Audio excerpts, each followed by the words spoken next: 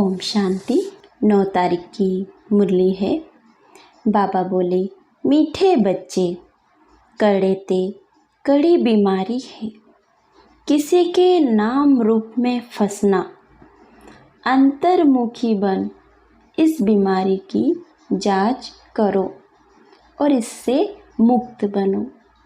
कि क्या कह रहे बाबा कि कड़े ते कड़ी बीमारी है, किसी के नाम रूप में फंसना। क्योंकि बाबा ने कहा ना, ये बहुत कड़ी बीमारी है कि किसी के नाम रूप में फंसना। अंतर्मुखी बन इस बीमारी की जांच करो और इससे मुक्त बनो। प्रश्न है, नाम रूप की बीमारी को समाप्त करने की युक्ति क्या है? इससे नुकसान कौन कौन से होते हैं? तो बाबा ने उत्तर में कहा, नाम रूप की बीमारी को समाप्त करने के लिए एक बाप से सच्चा सच्चा लव रखो। याद के समय बुद्धि भटकती है, देहधारी में जाती है, तो बाप को सच सच सुनाओ। सच बताने से बाप क्षमा कर देंगे। सर्जन से बीमारी को छुपाओ नहीं। बाबा को सुनाने से खबरदार हो जाएंगे। बुद्धि किसी के नाम रूप में लटकी हुई है तो बाप से बुद्धि जुट नहीं सकती।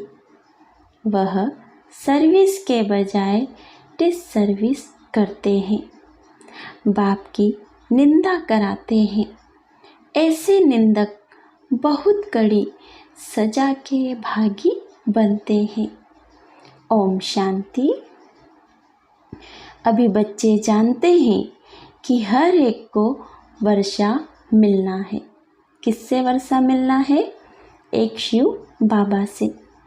भाई को भाई से कभी वर्षा नहीं मिलता, और फिर भाई व बहन जो भी है उनको हर एक की अवस्था का पता नहीं पड़ता है। सब समाचार बाप दादा के पास आते हैं। यह है प्रैक्टिकल में। हर एक को अपने को देखना है कि मैं कहाँ तक याद करता हूँ। कि बाबा कहते हैं ना कि अपने पाठ को देखो और अपनी आप की चेकिंग करो कि मैं दिन भर में कहाँ तक बाप को याद करता हूँ। कोई के नाम रूप में कहाँ तक फंसा हुआ हूँ। हमारे आत्मा की वृत्ति कहाँ कहाँ तक जाती है। आत्मा खुद जानती है, अपने को आत्मा ही समझना पड़े। हमारी वृत्ति एक शिव बाबा की तरफ जाती है या और कोई के नाम रूप तरफ जाती है। जितना हो सके अपने को आत्मा समझ एक बाप को याद करना है और सब भूलते जाना है। अपने दिल से पूछना है कि हमारी दिल सिवाय बाप के और कहाँ भटकती तो नहीं है। कि बाबा क्या कह रहे हैं कि अपने दिल से पूछना है कि सिवाय बाप के और कहाँ भटकती तो नहीं है। तो ये क्या करना है? चेक करना है। कहीं धंधे धोरी में या घर गृहस्थ मित्र संबंधियों आदि तरफ बुद्धि जाती तो नहीं है। अंतर्मुखी होकर जांच करनी है। जब यहाँ आकर बैठते हो तो अपनी जांच करनी है। यहाँ कोई ना कोई सामने योग में बैठते हैं, वह भी शिव बाबा को ही याद करते होंगे। ऐसे नहीं अपने बच्चों को याद करते होंगे। याद तो शिव बाबा को ही करना है। यहाँ बैठे ही हैं शिव बाबा की याद में। फिर चाहे कोई आंखें खोलकर बैठे हैं व आंखें बंद करके बैठे हैं, यह तो बुद्धि से समझ की बात है। बाबा कहते हैं अपने दिल से पूछना होता है, बाबा क्या समझाते हैं। हमको तो याद करना है एक को। यहाँ जो बैठने वाले हैं वह तो एक शिव बाबा की ही याद में होंगे।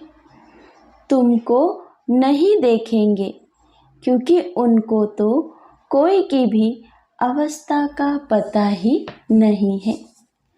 हर एक का समाचार बाप के पास आता है। वह जानते हैं कौन कौन बच्चे अच्छे हैं, जिनकी लाइन क्लियर है, उनका और कहाँ भी बुद्धि योग नहीं जाता है। ऐसे भी होते हैं कोई का बुद्धि योग जाता है। फिर मुरली सुनने से चेंज भी होते रहते हैं। फील करते हैं कि यह तो हमारी भूल है, हमारी दृष्टि वृत्ति बरोबर रोंग थी, अब उनको राइट करना है, रोंग वृत्ति को छोड़ देना है। यह बाप समझाते हैं, भाई भाई को नहीं समझा सकते। बाप ही देखते हैं इनकी वृत्ति दृष्टि कैसी है। बाप को ही सब दिल का हाल सुनाते हैं। शिव बाबा को बताते हैं तो दादा समझ जाते हैं। हर एक के सुनाने से देखने से भी समझते हैं। जब तक सुने नहीं तब तक उनको क्या पता कि यह क्या करते हैं। एक्टिविटी से सर्विस से समझ जाते हैं कि इनको बहुत देह अभिमान है, इनको कम, इनकी एक्टिविटी ठीक नहीं है, कोई ना कोई के नाम रूप में फंसा रहता है। बाबा पूछते हैं कोई की तरफ बुद्धि जाती है, कोई साफ बतलाते हैं और कोई फिर नाम रूप में फंसे हुए हैं। ऐसे हैं जो बताते ही नहीं हैं। इसलिए बाबा अपने बच्चों से पूछते हैं। तो बाबा कहते हैं जो बच्चे नहीं बताते हैं अपना ही नुकसान करते हैं। बाप को बतलाने से उनकी क्षमा होती है और फिर आगे के लिए भी संभाल करते हैं। बहुत है जो अपनी वृत्ति सच नहीं बताते। लज्जा आती है, जैसे कोई उल्टा काम करते हैं तो सर्जन को बताते नहीं हैं, परंतु छिपाने से बीमारी और ही वृद्धि को पाएगी। यहाँ भी ऐसे हैं, बाप को बताने से हल्के हो जाते हैं, नहीं तो वह अंदर में रहने से भारी रहेंगे। बाप को सुनाने से फिर दोबारा ऐसे नहीं करेंगे। आगे के लिए अपने पर खबरदार भी रहेंगे। बाकी बताएंगे नहीं तो वह वृद्धि को पाता रहेगा। बाप जानते हैं यह सर्विसेबल बहुत है। क्वालिफिकेशन ऐसी रहती है, सर्विस में भी कैसे रहते हैं। कोई के साथ लटके तो नहीं है, हर एक की जन्म पत्री को देखते हैं, फिर इतना उनसे लव रखते हैं, कशिश करते हैं। कोई तो बहुत अच्छी सर्विस करते हैं। कभी भी कहाँ उन्हों का बुद्धि योग नहीं जाता। हाँ, पहले जाता था, अब खबरदार है। बताते हैं बाबा, अब मैं खबरदार हूँ।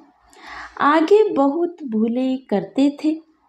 समझते हैं देह अभिमान में आने से भूले ही होगी। फिर पद तो भ्रष्ट हो जाएगा। भल किसी को पता नहीं पड़ता है, परंतु पद तो भ्रष्ट हो ही जाएगा। दिल की सफाई इसमें बहुत चाहिए, तब तो उच्च पद पाएंगे। उनकी बुद्धि में बहुत सफाई रहती है। कि बाबा क्या कह रहे हैं कि दिल की सफाई इसमें बहुत चाहिए, तभी तो उच्च पद पाएंगे। बाबा कहते, जैसे इन लक्ष्मी नारायण की आत्मा में सफाई रहती है ना, तब तो उच्च पद पाया है। कोई कोई के लिए समझा जाता है इनकी नाम रूप की तरफ वृद्धि है।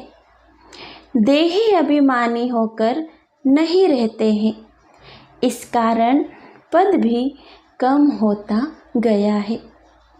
राजा से लेकर रंक तक नंबरवार पद तो है ना। यह क्यों होता है, इसको भी समझाना चाहिए। नंबरवार तो जरूर बनते ही हैं। कलाएं कम होती ही रहती है। जो 16 कला संपूर्ण है, वह फिर 14 कला में आ जाते हैं।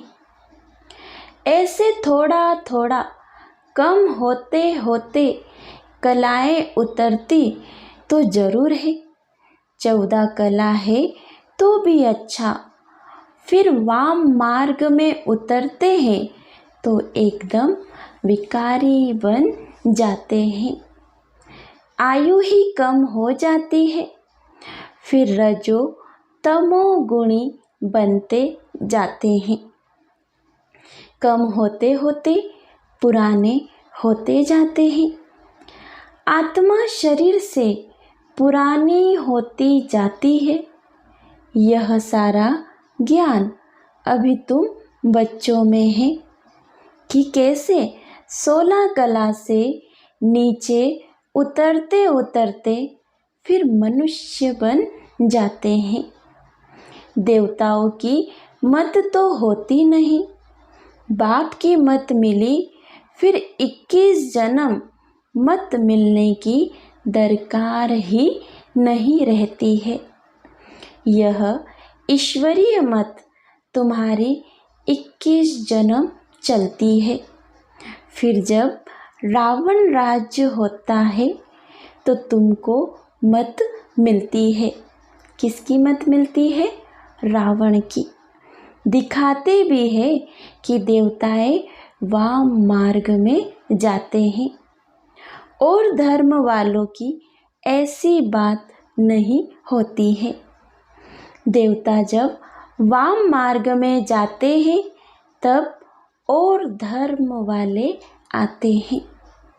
बाप समझाते हैं, बच्चे अभी तो तुम्हें वापस जाना है। यह पुरानी दुनिया है। ड्रामा में यह भी मेरा पार्ट है, पुरानी दुनिया को नया बनाना। कोई तो फिर अपनी ही मत देते हैं। यह लक्ष्मी नारायण जब थे तो पवित्रता, सुख, शांति सब थी। पवित्रता की ही मुख्य बात है। मनुष्यों को यह पता नहीं है कि सतयुग में देवता पवित्र थे। वह तो समझते हैं देवताओं को भी बच्चे आदि हुए हैं, परंतु वहाँ योग बल से कैसे पैदाइश होती है यह किसी को भी पता नहीं है। कहते हैं सारी आयु ही पवित्र रहेंगे, तो फिर बच्चे आदि कैसे होंगे? तो उन्हों को समझाना है इस समय पवित्र होने से फिर हम 21 जन्म पवित्र रहते हैं। गोया श्रीमत पर हम वाइसलेस वर्ल्ड स्थापन कर रहे हैं। किसकी श्रीमत से? एक शिव बाबा की श्रीमत से। श्रीमत है ही बाप की, गायन भी है मनुष्य से देवता बनना। अभी सब मनुष्य है जो फिर देवता बनते हैं। अब श्रीमत पर हम डीटी गवर्नमेंट स्थापन कर रहे हैं। इसमें प्यूरिटी तो बहुत मुख्य है। आत्मा को ही प्योर बनना है। आत्मा ही पत्थर बुद्धि बनी है। एकदम क्लियर कर बताओ। बाप ने ही सतयुगी डीटी गवर्नमेंट स्थापन की थी, जिसको पैराडाइज कहते हैं। मनुष्य को देवता बाप ने ही बनाया है। मनुष्य थे पतित, उनको पतित से पावन कैसे बनाया? बच्चों को कहा मामेकम याद करो तो तुम पावन बन जाएंगे। तो बाबा क्या कह रहे हैं कि एक बाबा की याद से ही हम बच्चे पावन बन सकते हैं। यह बात तुम किसी को भी सुनाएंगे तो अंदर में लगेगा। अब पति से पावन कैसे बनेंगे?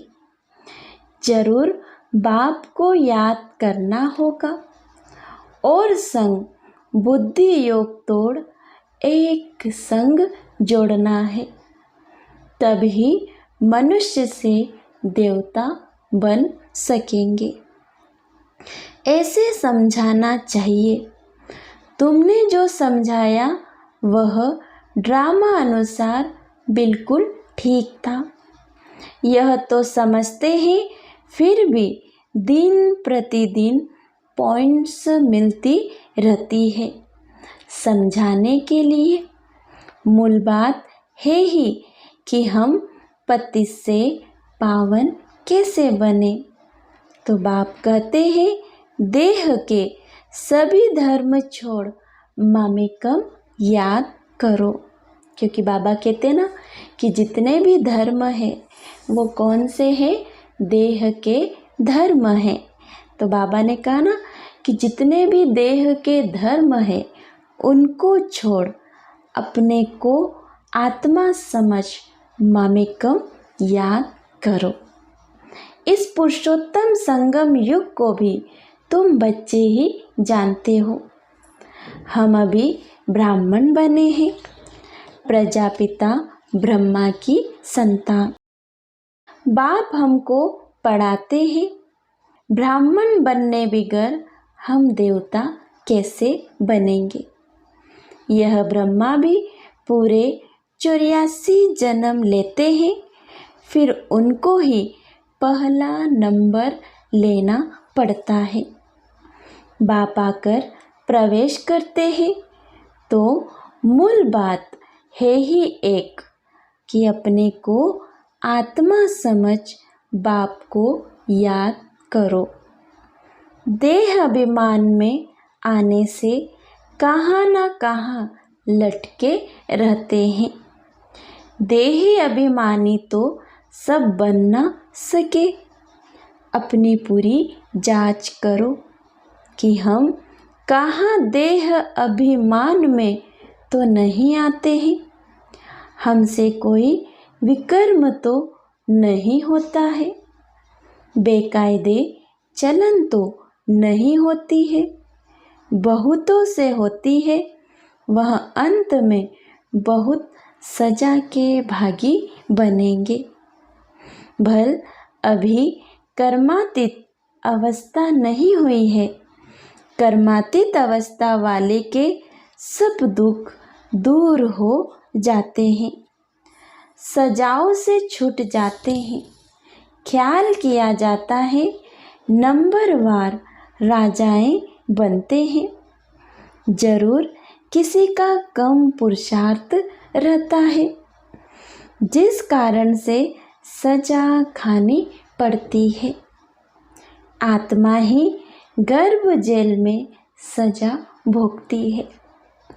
आत्मा जब गर्भ में है तो कहती है हमको बाहर निकालो, फिर हम पाप कर्म नहीं करेंगे। आत्मा ही सजा खाती है। आत्मा ही कर्म विकर्म करती है। यह शरीर कोई काम का नहीं है। तो मुख्य बात है अपने को आत्मा समझना चाहिए। जो समझे बरोबर सब कुछ आत्मा करती है। अभी तुम सब आत्माओं को वापस जाना है, तब ही यह ज्ञान मिलता है। फिर कभी यह ज्ञान मिलेगा नहीं।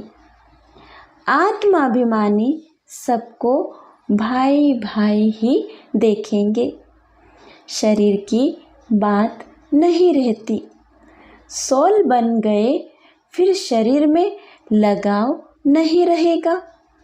इसलिए बाप कहते हैं यह बहुत ऊंची स्टेज है। बहन भाई में लटक पड़ते हैं तो बहुत डिससर्विस करते हैं। आत्मा अभिमानी भव, इसमें ही मेहनत है। पढ़ाई में भी सब्जेक्ट होती है।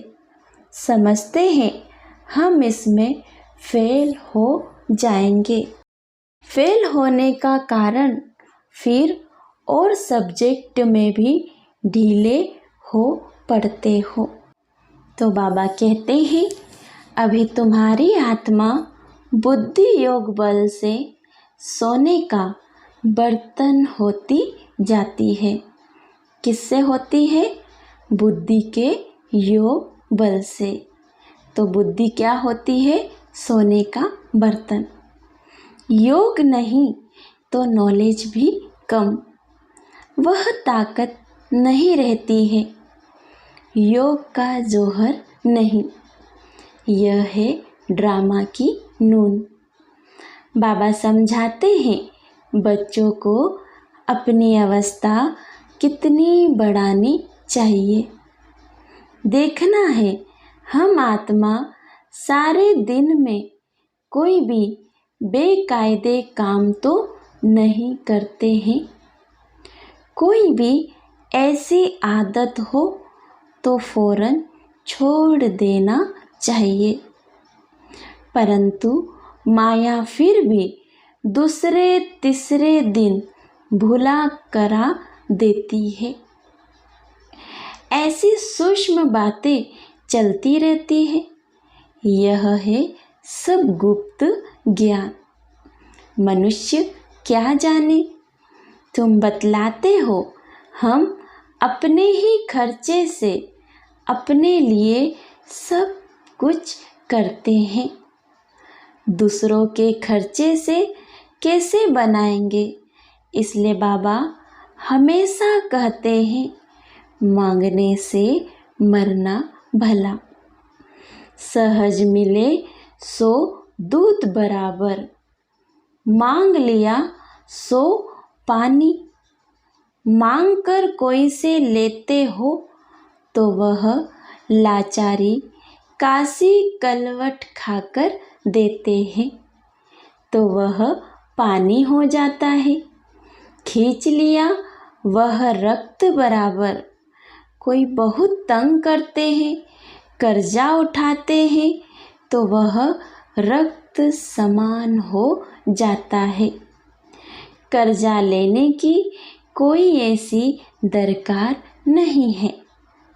दान देकर फिर वापस लिया, उस पर भी हरिश्चंद्र का मिसाल है। ऐसा भी मत करो, हिस्सा रख दो जो तुमको काम भी आए। बच्चों को पुरुषार्थ इतना करना है जो अंत में बाप की ही याद हो और स्वदर्शन चक्र भी याद हो। तब प्राण तन से निकले, तभी चक्रवर्ती राजा बन सकेंगे। ऐसे नहीं कि पिछाड़ी में याद कर सकेंगे। उस समय ऐसी अवस्था हो जाएगी। नहीं, अभी से पुरुषार्थ करते करते उस अवस्था को अंत तक ठीक बनाना है। ऐसा न हो कि पिछाड़ी में वृत्ति कहाँ और तरफ चली जाए। याद करने से ही पाप कटते रहेंगे। कि बाबा ने मेन बात क्या बताई कि पाप कैसे कटेंगे? एक शिव बाबा को याद करने से। तुम बच्चे जानते हो, पवित्रता की बात में ही मेहनत है। पढ़ाई में इतनी मेहनत नहीं है। इस पर बच्चों का ध्यान अच्छा चाहिए। तब बाबा कहते हैं, रोज अपने से पूछो, हमने कोई बेकायदे काम तो नहीं किया। कि बाबा कहते हैं रोज अपने से बातें करनी है और अपने आप से पूछो कि हमने कोई बेकायदे काम तो नहीं किया। नाम रूप में तो नहीं फंसता हूँ। कि ये भी चेक करेंगे कि किसी के नाम रूप में तो नहीं फंसता हूँ। किसी को देख लट्टू तो नहीं बनता हूँ। कि बाबा देखते ऊपर से बैठे बैठे, तो इसलिए बाबा अपने बच्चों को समझा रहे हैं कि अपनी चेकिंग करो। कर्म इंद्रियों से कोई बेकायदे काम तो नहीं करता हूँ। पुराने पतित शरीर से बिल्कुल लव नहीं होना चाहिए। वह भी देह अभिमान हो जाता है। अनासक्त हो रहना चाहिए।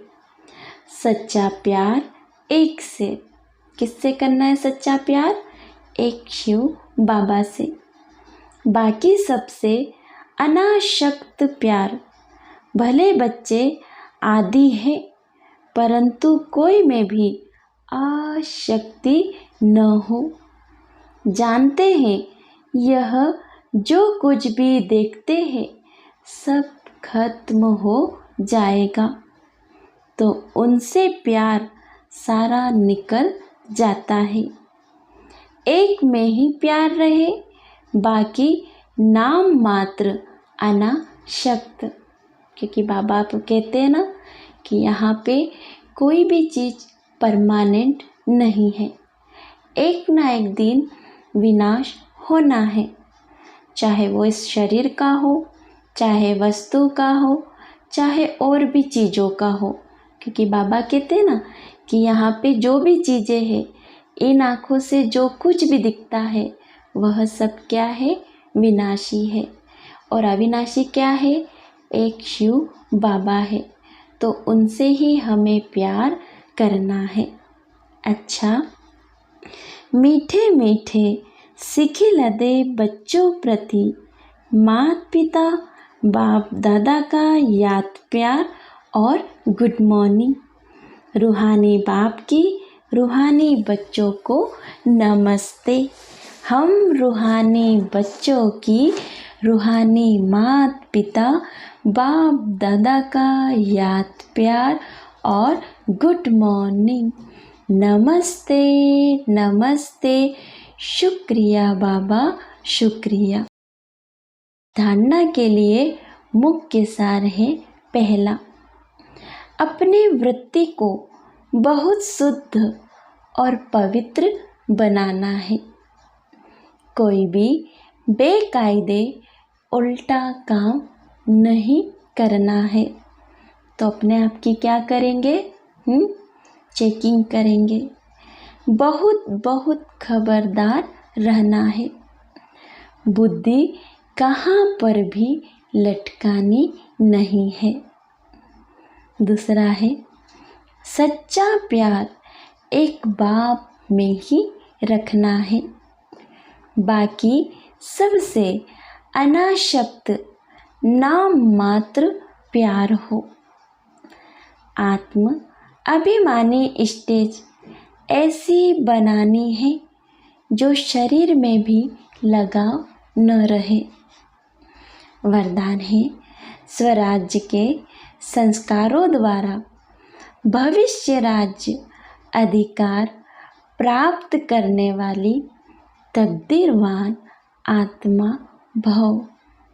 कि क्या कह रहे बाबा कि स्वराज्य के संस्कारों द्वारा भविष्य राज्य अधिकार प्राप्त करने वाली तकदीरवान आत्मा भव। बहुत काल के राज्य अधिकारी बनने के संस्कार बहुत काल भविष्य राज्य अधिकारी बनाएंगे।